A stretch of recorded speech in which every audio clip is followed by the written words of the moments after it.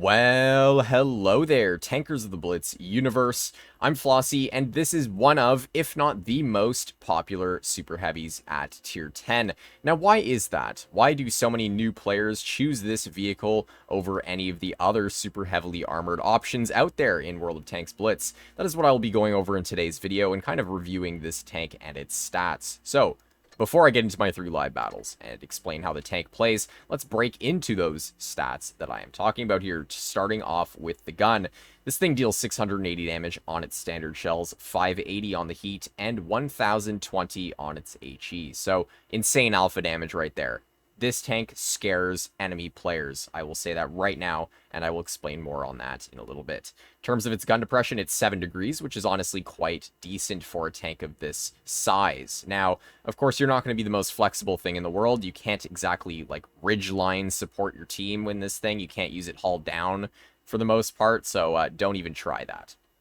In terms of its pen, that's 279 standard pen, 377 heat, which is fantastic, and 92 HE pen, which is also pretty solid. It means you can HE the majority of medium tanks in the rear. In terms of its gun handling, it's on the worst side of things for a super heavy, obviously, because of the alpha damage. So it has an aim time of 4.6 seconds and a dispersion of 0.380, so don't expect to hit every shot in this tank. If you expect to hit all of your shots in this thing, you will be very disappointed. In terms of its DPM, it's 2276, which is very, very bad. You are going to get out DPM'd by pretty much every other heavy at tier 10, and you really have to use hard cover to your advantage in this thing. You want to be peeking out, shooting, and getting right back into cover so people can't just pepper you with shells over and over. In terms of its mobility, it goes 30 forward and 15 in reverse. So honestly, for a super heavy, that's pretty solid, especially the reverse speed. 15 reverse is nice. And its overall traverse speed is also extremely good, which makes it very difficult for medium tank players to flank you, which is obviously a good thing in a tank that is this big and this slow. You do want to utilize that traverse speed if you can when you do see medium tanks. But anyways, let's get into our live battles here and see what we can accomplish in this massive German brick. So, game number 1 is on Normandy, which is not the best map for this thing, simply because there is a lot of hull down ridges and tons of places where medium tanks are going to have the advantage over you, which is obviously not a good thing because of how large you are. Your tank will stick out over these ridges, which means you have to be very careful with how you are angling this vehicle. And speaking about angling, that is the best thing you can do to get bounces in this tank. If you are just staring face on at your opponents, they have a massive lower plate to shoot at, and if they load gold shells, they also have your turret face, which is super easy to pen if you load gold. I'm not gonna lie. If you are not angled upwards on a ridge, people will be able to butter right through your turret if you are not angling whatsoever. So, angle, angle, angle. That is the main thing that this tank needs to do, or the player in this tank needs to do, in order to do well in it. You can see here, you can see the side armor of the E100 is obviously nothing special, and you can see what I just did there. The second I shot, because of course you have to stare at people to shoot them, I angled back.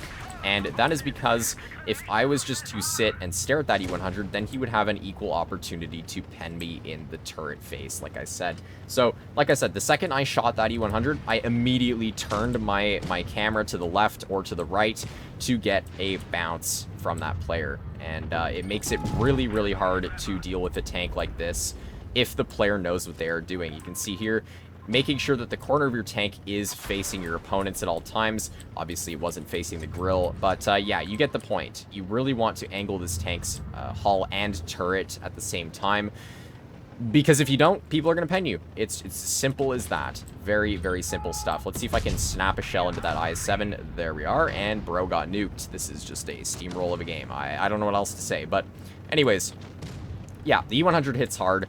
You can play this thing very aggressive, but because of the size of it, you do have to be careful with where the enemy team is positioned. You have to really keep an eye on those TDs, especially tanks like the 183 that can completely nuke you with like one shot. So you can see there, the alpha damage though is fantastic on this tank, and we got an absolutely insane roll for like 740 damage into that E100 there.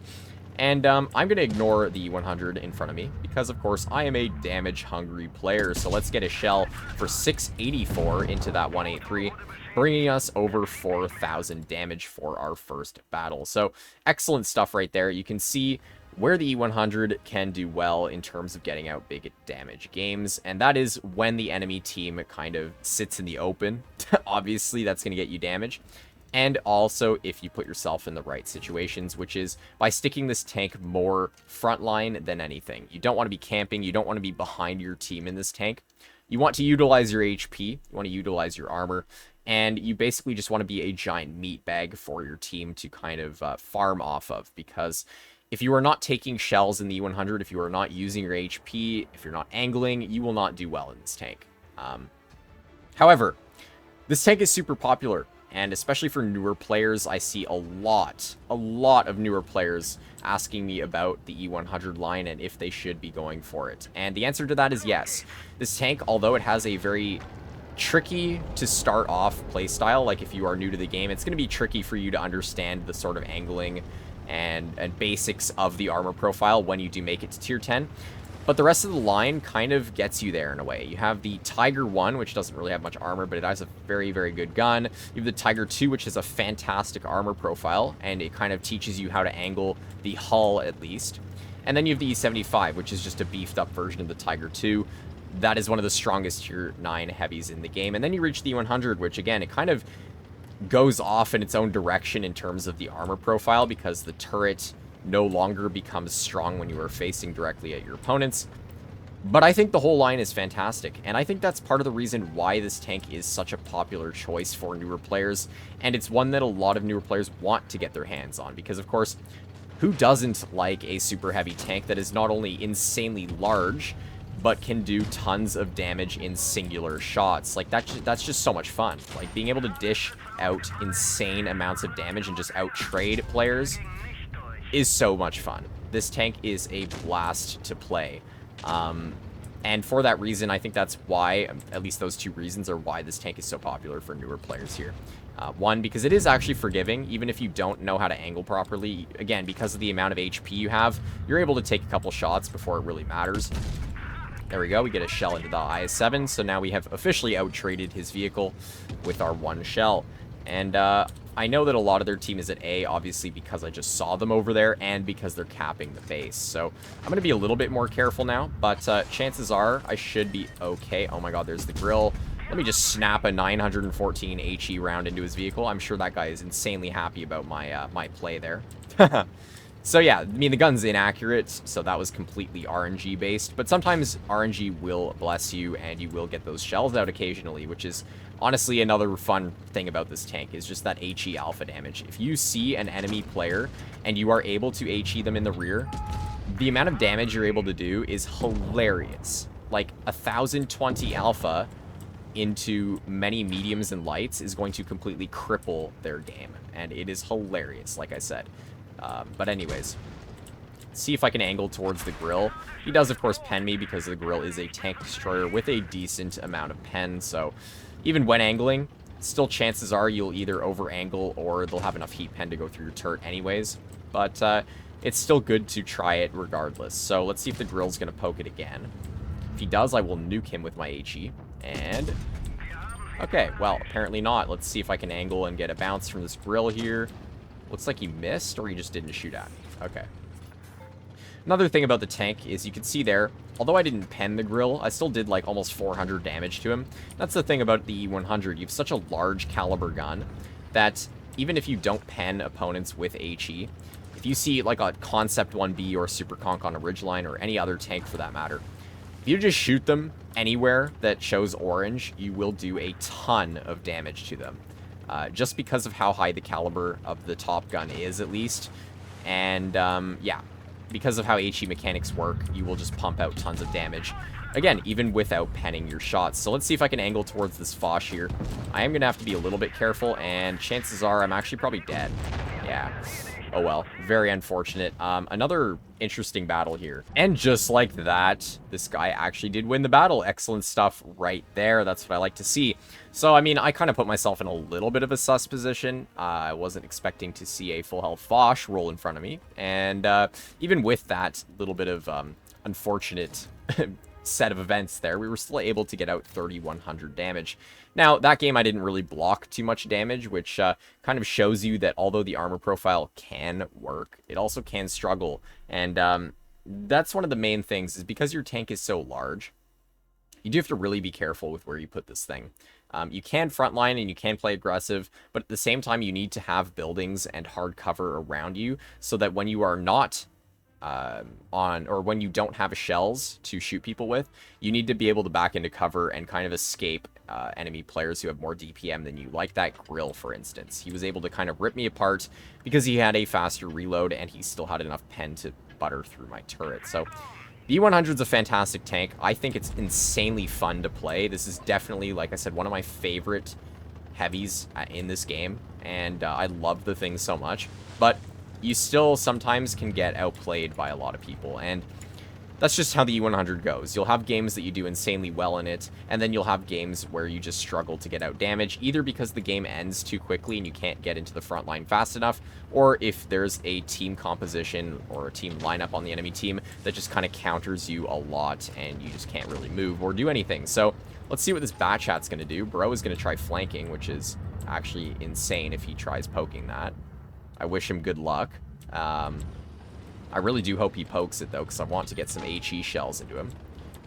But we'll see if he even does that. I highly doubt it. You never know, though. Honestly, I see a lot of their team is actually... Oh, my God, bro. He's actually poking it. Too bad I wasn't paying attention. Incredible. Well, let's try and snapshot the 4005. He's not running Spall, but unfortunately, my shell went a bit low.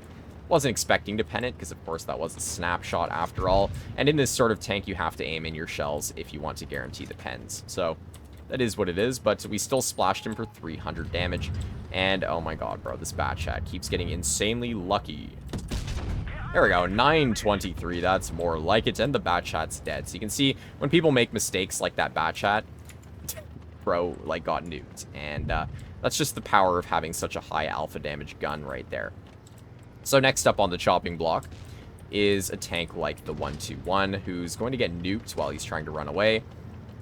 Interesting stuff. I'm going to try and back up and see if I can shoot him, but it looks like he's already gone. So chances are my best bet of winning this battle, which is obviously what I'm going to try to do, is to help out my Super Conk on heavy side, because he is getting YOLO'd by not only the Yo and E100, but the 4005 is in the back. So what I'm going to do is, seeing as the Yo has a very juicy side armor profile right there, I'm going to HE him, because of course having 92 HE pen is actually enough to cut through some American tanks' side armor, which just shows you how nice it is to have good HE pen, especially on a tank with super high alpha. You can see here, I'm going to go for this E100 player. Let's see if we can actually angle.